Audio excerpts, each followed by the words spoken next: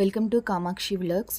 ఈరోజు మనం చూస్తున్నాం కావలిలో వెలసి ఉన్న శ్రీ కలగోళ్ళ శాంభవి దేవస్థానంలో వినాయకుని చవితి సందర్భంగా విగ్రహాలను ఏర్పాటు చేయడం జరిగింది. ఇక్కడ మనం చూసుకున్నట్లయితే తబల వాయించే వినాయకుడు, వీణ వాయించే వినాయకుడు, ఇంకా సన్నాయి వాయించే వినాయకుడు మనకి ఇక్కడ దర్శనమిస్తున్నారు. ఇంకా ఎన్నో రకాల విగ్రహాలు అయితే మనం ఇక్కడ చూడొచ్చు. ఇక్కడ చూడండి, డ్రమ్ము వాయిస్తున్న వినాయకుడు కూడా మనం చూడొచ్చు. మృదంగం వాయిస్తున్న వినాయకుల్లో ఎన్నో రకాల వినాయకులు ఇక్కడ ఏర్పాటు చేస్తున్నారు. అదేవిధంగా మనకి ఎంట్రన్స్లోనే వారాహి మాత మనకి దర్శనమిస్తుంది. చూడండి అమ్మవారు ఎంత బాగున్నారో. ఇక్కడ లక్ష్మీదేవి అయితే మనకి కనిపిస్తూ ఉంది చూడండి. ఇవన్నీ చూస్తూ పాప అయితే ఎంతో సంతోషపడింది. ఇక్కడ మనం చూసుకున్నట్లయితే ఎన్నో రకాల విగ్రహాలు అనేవి పెట్టడం జరిగింది. నవశక్తులు అంటారు కదా, అదేవిధంగా అమ్మవారి శక్తులను అయితే ఇక్కడ రూపొందించడం జరిగింది. ఇక్కడ చూడండి అమ్మవారు ఎంత బాగున్నారో. ఇక్కడ ఇంకొక అమ్మవారు చూడండి ఇంకెంత బాగున్నారో. అదేవిధంగా ఇక్కడ ఎన్నో రకాల అలంకరణలు అయితే చేయడం జరిగింది.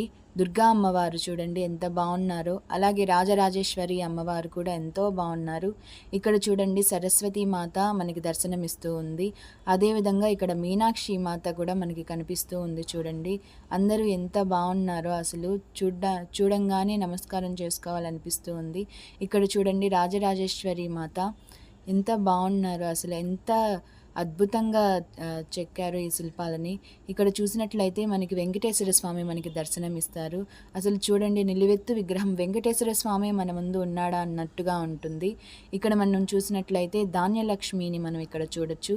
ఇక్కడ చూడండి పాప అన్ని విగ్రహాలను చూస్తూ ఎంతో సంతోషపడుతూ ఉంది. ఆ పాప చూడండి ఎంత నవ్వుతుందో, బాగుంది అసలు. అంతా ఫస్ట్ టైం ఇదంతా తను చూడడం, అంతా తనకి కొత్తగా అనిపిస్తూ ఉంది. అయినా సరే బాగా ఎంజాయ్ చేస్తూ ఉంది. ఇక్కడ మనం చూసినట్లయితే ఇంకొక దేవతా విగ్రహాన్ని మనం ఇక్కడ చూడొచ్చు.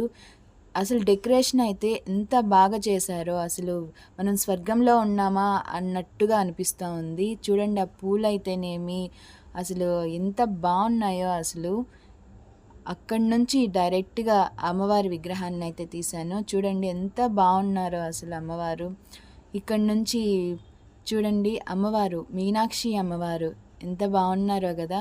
చూడండి ఎంత అందంగా ఉన్నారో. ఈ ప్రపంచంలో ఉన్న అందమంతా ఆమె దగ్గరే ఉందా అన్నట్టుగా అనిపిస్తూ ఉంది చూడండి. అక్కడి నుంచి మనం చూసుకున్నట్లయితే ధనలక్ష్మీదేవి మనకి దర్శనమిస్తూ ఉంటుంది.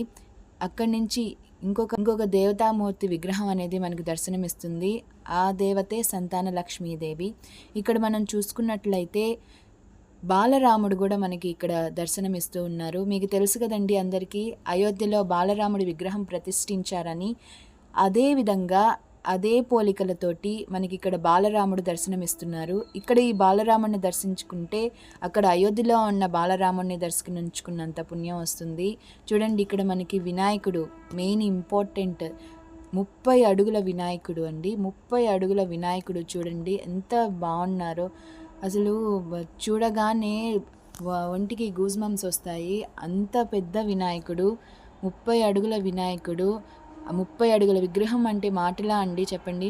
అక్కడి నుంచి చూసుకున్నట్లయితే చూడండి డెకరేషన్ ఎంత బాగా చేశారో. ఒక రాజమందిరంలోకి వెళ్ళిన ఫీలింగ్ అయితే మనకి వస్తుంది. అక్కడి నుంచి కొంచెం బయటికి రాగానే పైన చూడండి, పైన రామాయణానికి సంబంధించిన అన్ని పిక్చర్స్ అనేవి మనకి అక్కడ పోస్ట్ చేస్తున్నారు. ఇక్కడ మనం చూసుకున్నట్లయితే రాజమందిరంలో గోడలు ఏ విధంగా ఉంటాయో అదే విధంగా గోడలను డెకరేట్ చేశారు. మళ్ళీ అదే గోడకి రాముల వారు, కృష్ణుల వారు, పరశురాముడు ఇలా ఎన్నో రకాలైన విగ్రహాలను అయితే పెట్టడం జరిగింది. మీరందరూ కూడా ఖచ్చితంగా కావలిలో ఉన్న కలగోళమ్మ శాంభవి గుడికి వెళ్ళి అక్కడున్న అన్ని స్వాములని దర్శించుకోండి. ఈ వీడియో కనుక మీకు నచ్చినట్లయితే లైక్ చేయండి, షేర్ చేయండి, సబ్స్క్రైబ్ చేయండి. అండ్ ఇంకా నచ్చినట్లయితే కామెంట్ కూడా చేయండి.